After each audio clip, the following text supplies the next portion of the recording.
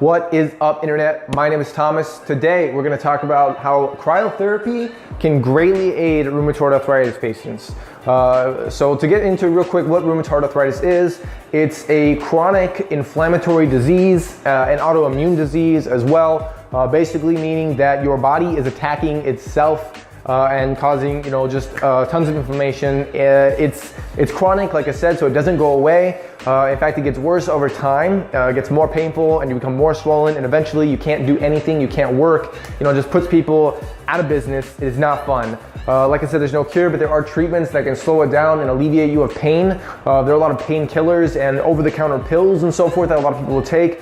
And that's actually what makes cryotherapy great. Not only is it, not something that's going to come with side effects, like in the case of, a pill or something else that you have to take, but it's also just completely natural and, quick. So to get kind of into it, for a lot of you guys who have been following me for a little while, you probably know what I'm going to get into. The main two things I'm going to talk about today are going to be vasoconstriction and norepinephrine, and there's really not a lot to it, so this is going to be pretty quick.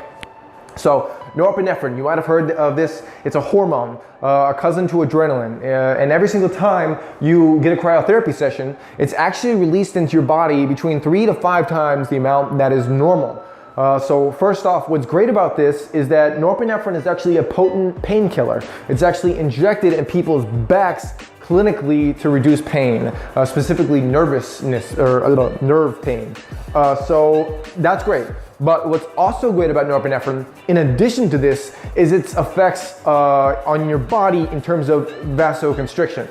Basically, what happens is that your skin sends a signal to your brain, and your brain then sends a signal to your muscles and nervous system. And by signal, your skin, I mean that your skin sends a signal to your brain letting you know how cold it is. Sorry if I didn't explain that.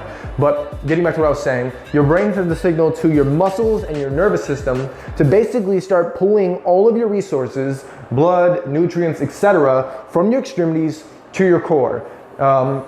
Basically, in this process, this is huge, this is really important, it's gonna pull all of the immune system, everything that's destroying, that is attacking you, it's going to pull all of that from your extremities. It's going to pull all the excess blood, fluids from your extremities as well, so it's going to reduce inflammation. It's going to actually remove the stuff that's attacking you, and finally, it's going to pull the chemicals as well that are causing pain as well. So that's 2 different ways now it reduces pain, through norepinephrine and through vasoconstriction. While this is going on, or I should say next, rather, I guess, number 3, is once everything is pulled to your core, your body actually enters a hyperproductive state. You see, while you're in here, just in general, actually, your internal organs have to stay consistently at 98 degrees Fahrenheit. If they were to drop below that, you'd be in serious danger. So your body pulls all your resources here and then enters, after that, a hyperproductive state. Basically, it starts producing collagen, starts breaking down fats and so forth. Basically doing everything it can to ensure that this area is safe and that the environment is just awesome. So when you get out, actually, the opposite of vasoconstriction happens, this thing called vasodilation. If you imagine actually a person's eye, how it opens and shrinks depending on the light that's coming in, you could kind of picture veins doing something very similar. So vasodilation is actually a widening of veins. They actually become wider than they ever normally would, allowing blood and nutrients to flow back to those areas.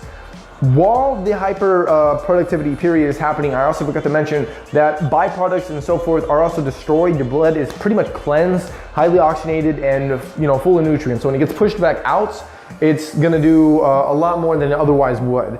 So that is a quick overview of what cryotherapy does for rheumatoid arthritis patients.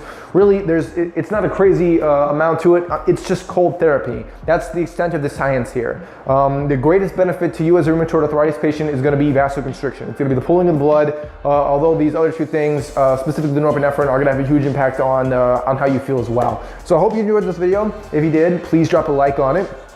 Subscribe if you're looking to see more cryotherapy videos from us. We put out videos consistently.